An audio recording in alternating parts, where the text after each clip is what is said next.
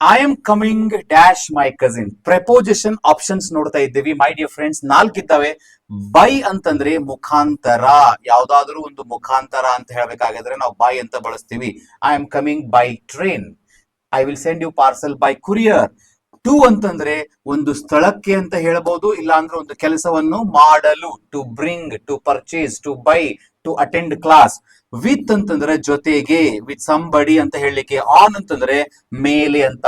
ಈಗ ಟೇಬಲ್ ಮೇಲೆ, ತಲೆಯ ಮೇಲೆ. On my head, on the table. So ಇಲ್ಲಿ ನಾನು ಏನ್ ಮಾಡ್ತಾ ಇದ್ದೇನೆ, ಕಸಿನ್ ಜೊತೆ ಬರ್ತಾ ಇದ್ದೀನಿ ಅಂತ ಹೇಳ್ಬೇಕು. I am coming by cousin ಅಂತ ಅನ್ನಕ್ ಬರಂಗಿಲ್ಲ. ಐ ಆಮ್ ಕಮಿಂಗ್ ಟೂನು ಬರಂಗಿಲ್ಲ. ಐ ಆಮ್ ಕಮಿಂಗ್ ಆನ್ ಅಂತ ಬರಂಗಿಲ್ಲ. I am coming with my cousin is the right answer my dear friends. So by, to, with, ಈ ತರ 4 ಆಪ್ಷನ್ಸ್ ಇರ್ತವೆ. ಕರೆಕ್ಟ್ ಆಗಿ preposition ಅನ್ನ ಇನ್ಸರ್ಟ್ ಮಾಡಬೇಕು. ಅಂಡ್ ಇವತ್ತಿನಿಂದ ಸ್ವಲ್ಪ ಕೆಲವು ನಾವು ಪ್ರಿಪೋಸಿಷನ್ಸ್ ಮೇಲೆ ಫೋಕಸ್ ಮಾಡ್ತಾ ಇದ್ದೇವೆ.